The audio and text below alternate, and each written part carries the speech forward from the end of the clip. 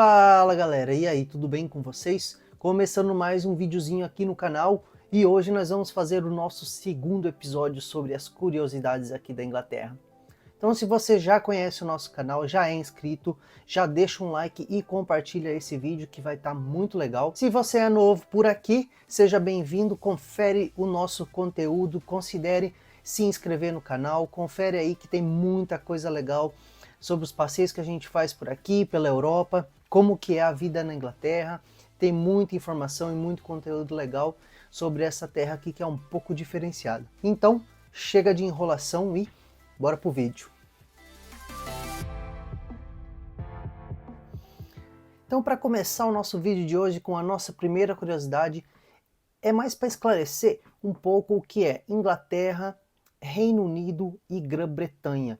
Porque muita gente acha que não tem diferença nenhuma, que é tudo a mesma coisa, mas na verdade tem 4 países aí envolvidos na formação desse bloco. A Inglaterra, se a gente olhar no mapa, ele é o primeiro país a se chegar quando sai da França, né? É dividido pelo Canal da Mancha, que é ali um pedacinho de mar que divide a ilha da Grã-Bretanha com o resto da Europa. Então, saindo ali vai ser o primeiro país a Inglaterra. A Inglaterra, ele é o maior país da Grã-Bretanha. O que é a Grã-Bretanha? A Grã-Bretanha é a junção de 3 países, que é a Inglaterra, que é o maior país, o país de Gales, que está aqui do ladinho, e também lá em cima tem a Escócia. Então, esses 3 países na mesma ilha, né, no mesmo território, formam a Grã-Bretanha. A junção desses 3 países é a Grã-Bretanha. Então, o que é o Reino Unido? O Reino Unido é a Grã-Bretanha, a junção desses 3 países, Inglaterra, País de Gales e Escócia, mais a Irlanda do Norte. Não a Irlanda que todo mundo pensa quando se fala em Irlanda. Essa é a República da Irlanda, que é a maior parte da Irlanda, né, que tem a capital Dublin. A que faz parte do Reino Unido é só a Irlanda do Norte, é só o pedacinho de cima da Irlanda. Então a formação, né, a junção desses 4 países, País de Gales, Inglaterra e Escócia e a Irlanda do Norte, formam o Reino Unido.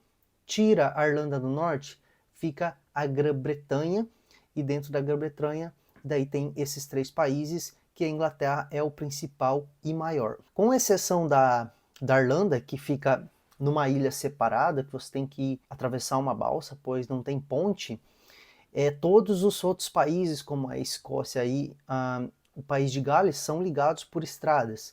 E as fronteiras são fronteiras secas, né? Não tem alfândega, não tem nada. Você só atravessou, você já está na Escócia. Você já atravessou a rua, já está no País de Gales.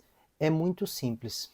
E também a formação tanto do Reino Unido quanto da Grã-Bretanha inclui algumas ilhas, né, que tem lá ao redor da Escócia, e também algumas ilhas que tem ao redor da Irlanda do Norte. Outra coisa que é bom frisar nesse caso é que todos esses países eles têm a sua própria capital e o seu próprio sistema financeiro e tudo mais.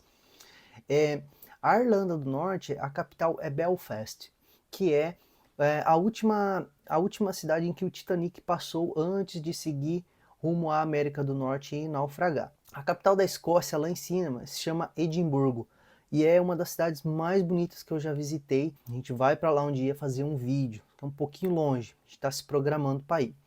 A capital do País de Gales, aqui do ladinho, se chama Cardiff. O País de Gales acho que não é tão conhecido assim, mas fica aqui do ladinho da Inglaterra, na mesma ilha.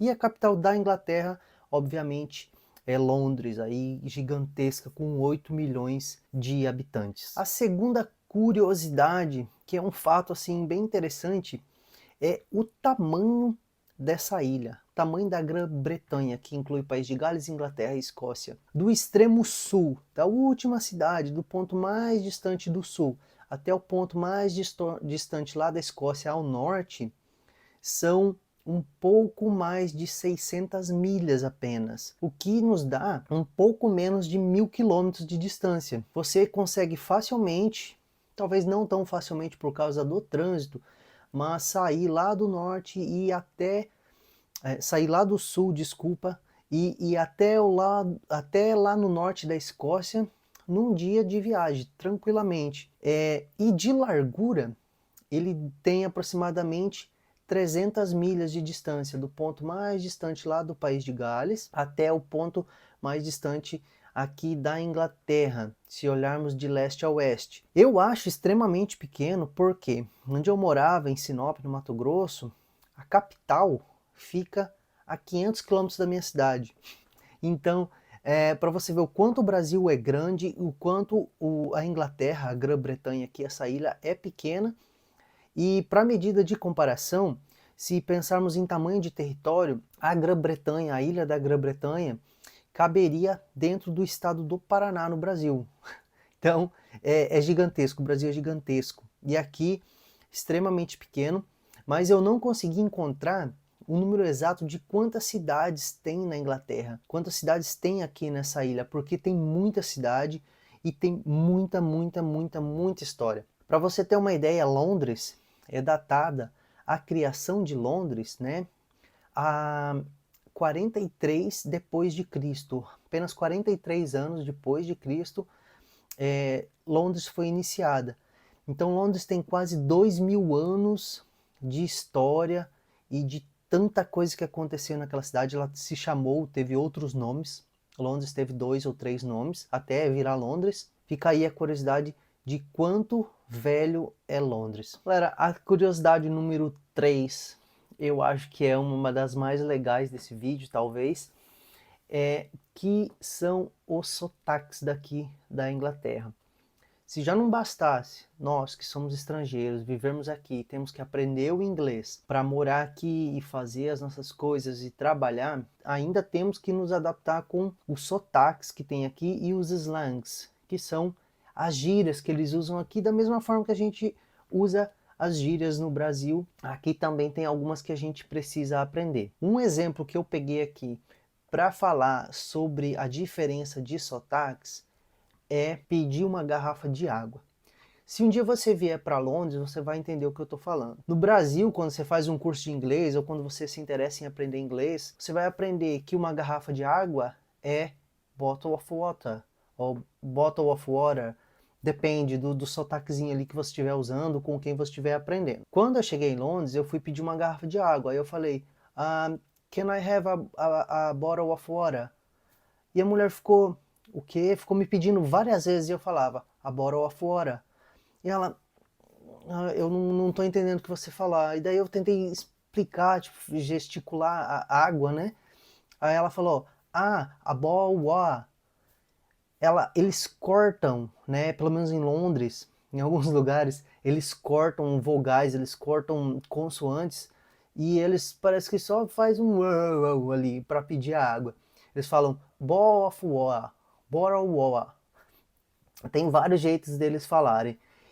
Já na região que eu moro aqui, que é um pouco distante de Londres, dá 2 horas de Londres, já é um pouco mais definido, já falam bottle of water. Já é mais fácil de compreender do que Londres, que eles falam ball war.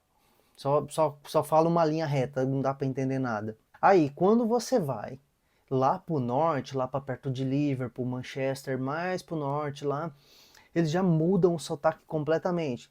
Lá eles falam meio cantando, sabe? Parece catarinense. Eu amo Santa Catarina, tá? Não tem nada contra catarinense, tá? Mas eu acho o sotaque é diferente, é meio cantado, assim. Eles falam meio assim, sabe? É meio cantando. É bem interessante. E aí, por exemplo, no exemplo da garrafa de água, eles vão falar assim, I want a bottle of water, please, mate. Eles falam dessa forma. Já é um jeito bem diferente de falar. E quando eles falam muito rápido, não dá para entender nada. Eu tenho dificuldade. Às vezes estou no telefone com alguém que liga de lá no trabalho, aí eu tenho que prestar bastante atenção e pedir às vezes para eles falar um pouquinho devagar, senão eu não consigo entender. E a mesma coisa na Escócia e no País de Gales. No País de Gales eles têm o próprio dialeto do galês e eles também têm a língua oficial que é o inglês, só que é bem enrolado, é um pouco diferente. Eu não vou nem saber aqui te explicar como que, que é o inglês do País de Gales. Mas tem que prestar muita atenção para entender, né? Que eles misturam um pouco de tudo, parece. E se você for para a Escócia, aí, meu amigo, eu não consigo entender escocês. Muito, muito, muito, muito pouco. Eles têm dialetos lá também que eu sei, porém o inglês deles é muito enrolado, é muito carregado de sotaque e é um pouco difícil de entender. Sugiro você procurar aí alguns vídeos de escoceses falando. Tem um vídeo bem interessante que está no parlamento que os próprios ingleses não conseguem entender os escoceses falando inglês porque é muito carregado de sotaque. Tem que assistir tipo umas 10 vezes para você conseguir entender uma parte. Os meios de transporte aqui na Inglaterra é a nossa quarta curiosidade de hoje. Aqui, o principal meio de transporte é o carro e trem. Como as cidades aqui são muito perto e o país é pequeno, as pessoas costumam fazer muitas viagens no final de semana para ir visitar amigos, parentes, ir para a praia, ir para outras cidades que tem outras coisas para fazer. E como tem muito carro, não interessa onde você for, se você for num horário assim movimentado, que não seja de manhã cedo ou muito tarde da noite, com certeza você vai pegar trânsito e você vai ter alguém buzinando para você no seu ouvido, porque aqui eles adoram carcar a mão na buzina. Eu já falei um pouco sobre isso aqui em alguns vídeos aqui do canal, sobre as estradas, sobre como é dirigir aqui, talvez até no outro vídeo de curiosidades, e eu vou deixar aqui no card para vocês verem. Mas no geral, viajar por aqui é extremamente fácil, tranquilo. As estradas são relativamente boas, são um pouco assim busy, movimentadas, mas é tranquilo, né? Mas, por exemplo, para ir para Londres,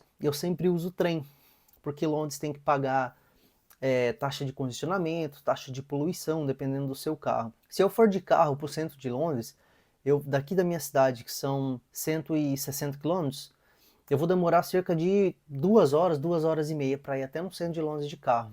Se eu pegar o trem, eu pego o trem aqui na minha cidade e paro lá praticamente no centro de Londres em 50 minutos, 1 hora. E não preciso dirigir, não preciso pagar nada. E lá dentro é muito fácil de se movimentar, com o metrô e com os ônibus também. Da mesma forma funciona se eu quiser ir para qualquer lugar aqui dentro da Inglaterra de trem. Porque a minha cidade, por exemplo, tem uma boa estação de trem, que tem trens para norte, sul, leste, oeste, para qualquer cidade, em várias horas do dia. Às vezes, se é uma cidade muito pequena, talvez tenha só 1 ou 2 trens por dia, aí tudo bem. Mas para as principais cidades, você consegue pegar o trem direto e é muito tranquilo. E eles são muito pontuais, eles chegam e saem no horário, a não ser que tenha alguma interrupção no serviço, mas eu nunca tive problema com isso, por exemplo. A malha ferroviária e o sistema público de transporte aqui são muito bons. Até na nossa cidade, que é uma cidade mais pequena, a gente tem um ponto de ônibus aqui, dá 2 minutinhos caminhando e a gente vai para todos os lugares aqui. Vai lá para o centro, se precisar pegar um ônibus que vai para outra cidade, mas é bem tranquilo. O que eu acho um pouco é caro, é um pouco caro aqui você viajar de trem. Mas você acaba se adaptando, né? Depende de onde você vai, que você vai pegar trem, se não vai pegar trem, se é melhor ir de carro. Para vocês terem uma ideia, por exemplo, o metrô de Londres, ele é gigantesco, gigantesco mesmo. Ele tem mais de 400 quilômetros só de metrô e tem cerca de 270 estações diferentes. Então tem 5 ou 6 ou 7 linhas de metrô, não tenho certeza, que vão para a cidade toda e elas se interligam. Raramente você tem que pegar, tipo assim, mais de 2 metrôs para ir para qualquer lugar de Londres. Geralmente você pega um metrô e se ele não for até o seu destino final, você tem que trocar numa estação que daí te leva, porque elas tem algumas estações que se cruzam todas as linhas, então você só precisa trocar uma vez de metrô e aí você não precisa pagar outra passagem para o metrô. É bem interessante. Sem contar também que, por exemplo, para você atravessar para a França, tem túnel, tem trem, tem balsa que atravessa direto para a França, tem balsa que atravessa direto para a Holanda. Eu acho que tem balsa que vai até lá para cima na Noruega, se não estou enganado. Tem balsa que vai para a Irlanda, tem balsa que vai para a Espanha, Então, nossa, tem uma imensidão de oportunidades se você quiser ir de carro, por exemplo, pegar seu carro, atravessar para o continente ali europeu ou ir para Irlanda de carro, tem uma infinidade aí de opções para você. E como eu falei, o interessante do sistema de transporte daqui é a pontualidade. Se você estiver numa estação de trem, de metrô ou de ônibus e estiver marcando ali que o seu transporte vai chegar em 1 minuto, 2 minutos, 3 minutos, ele vai chegar no horário que está lá. Tá? Se você atrasar, você perde. Tanto é que na estação de ônibus que tem aqui do lado de casa, eu olho no Google que, por exemplo, demoram 2 minutinhos caminhando para mim chegar lá. Eu olho no Google, falta 4 minutos para o ônibus chegar lá na estação. Eu saio 4 minutos, faltando para o ônibus chegar, eu chego lá, ainda falta 2 minutos para o ônibus chegar na estação. E dá quase exato a hora que eu vou chegar aonde que eu quero chegar. Então nessa parte aqui, ó, é show de bola, tá? Tem muita linha, rua só para ônibus, né? Tem ruas assim que às vezes atravessa a cidade inteira ou que vai de uma cidade para outra, que é só o ônibus que passa. Então é muito tranquilo. E a última curiosidade do vídeo de hoje, galera, são as leis meio estranhas que tem aqui na Inglaterra.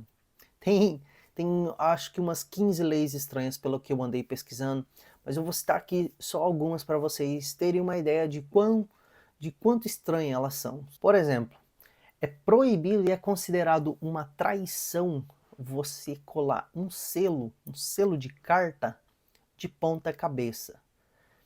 Se alguém vê, eles podem te denunciar, por exemplo, para o governo, ou para a rainha, ou para a monarquia, porque o selo ele tem a imagem da rainha Elizabeth II. Agora não sei se mudou pro rei Charles, né? Mas eles têm que ser sempre no sentido certo, sempre tem que estar, não pode estar de ponta cabeça. Eu acho bem estranho isso, né? Mas ok. Outra coisa estranha é os cisnes. Aqui tem muito cisne, pato, esse tipo de coisa, né? Mas os cisnes nos parques, não interessa se é em Londres, onde fica a família real, ou em outras cidades aqui da Inglaterra. Se você maltratar um cisne, se você roubar um ovo do cisne, ou fazer qualquer tipo de coisa com esses bichos, você pode ser preso, ir para julgamento, e é um crime inafiançável. Para você ter ideia, porque todos os cisnes pertencem à família real aqui. Então você não pode encostar nesses bichos. Bastante gente alimenta eles nos parques. Eu não sei se é proibido isso, mas eu não me arriscaria a jogar um pedacinho de pão ali, porque vai que o bicho dá uma engasgada e morre, aí eu vou ir pra cadeia porque o cisne morreu. Tem umas coisas aqui também que não é necessariamente uma lei, mas que eles consideram um pouco ofensivo e muito intimidador. Se você está no metrô, no ônibus ou na rua, você não pode ficar olhando muito tempo para a pessoa, não pode olhar tipo no olho dela por muito tempo, porque eles consideram isso extremamente ofensivo. No Brasil é mais comum a gente olhar, sorrir e alguma coisa assim. Aqui não, aqui o povo é mais fechado. Eles entram no ônibus, no metrô, nos lugares e eles olham reto aonde que eles estão indo. Eles olham para os atendentes, mas eles não olham para você no olho. Às vezes eles tipo assim olham e viram a cara e já te esqueceu. Se você ficar olhando para alguém assim, você pode ter certeza, não interessa se é homem, mulher, gente nova, gente mais velha, é capaz de eles te perguntarem: e aí, você está com algum problema comigo? Tem alguma coisa acontecendo? Are you alright? Ou alguma coisa assim, eles vão pedir para você, porque eles não têm esse costume calorento, né, igual o brasileiro. Começa ali, eles não gostam de abraçar, eles no máximo ali que eles apertam a sua mão. Aí eles são bem complexados. Tem até algumas estações de metrô, tá escrito assim para não ficar olhando no olho, porque é a cultura daqui, talvez as pessoas, como as pessoas foram criadas. Outra coisa que eu já tinha aprendido lá no Brasil enquanto eu fazia curso de inglês, quando você for fazer uma foto ou for sinalizar para alguém, quando você vai fazer esse Vzinho aqui, sabe? O V de vitória, paz e amor, sei lá como é que você vai chamar isso daí. Você sempre tem que fazer com a sua palma virada para frente, dessa forma. Você nunca pode fazer assim, ou tirar foto assim, esse tipo que é natural em muitos países, inclusive no Brasil. Porque esse sinal aqui, tá? Não vou fazer aqui. Ele é muito ofensivo para os ingleses. Por quê? Quando teve uma guerra entre a Inglaterra e a França, os franceses pegavam os arqueiros ingleses e eles amputavam esses 2 dedos aqui, que são usados para atirar a flecha. Então, os franceses, eles tiravam sarro e caçoavam dos ingleses fazendo esse sinal, mostrando que eles têm esses 2 dedos. E isso se tornou extremamente ofensivo. Então, é quase tão ofensivo quanto mostrar o dedo do meio. Então, quando às vezes você vê o povo brigando no trânsito, discutindo, é muito comum você ver as pessoas fazendo esse sinal. Então, toma cuidado se você vier para cá visitar ou fazer alguma coisa, para não usar o sinal dessa forma, que pode ser que alguém não goste. E a curiosidade bônus dessa lista são as aves reais da rainha.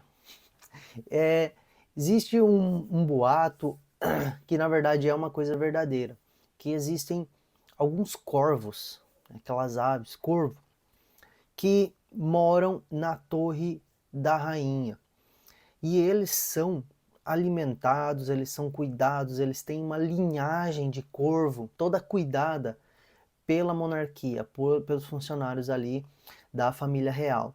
Eles são alimentados todo dia com carne fresca, são cuidados e tudo. Porque existe toda uma lenda, uma teoria de que se todos os corvos deixarem as estruturas ali, os prédios, os castelos da família real, significa que uma grande praga, uma grande coisa ruim vai acontecer para o país ou para a família real. Então ali eles têm esses corvos e eles mantêm os corvos ali cuidadinhos. Quando morrem, eles já têm uma linhagem daqueles próprios corvos, então que é restabelecido ali um novo corvo para ocupar o posto. Não lembro se são 5 ou são 6 corvos especiais ali, que são os pets da família real. Para finalizar, eu falei aqui tanto do inglês, do idioma e das curiosidades aqui dos sotaques.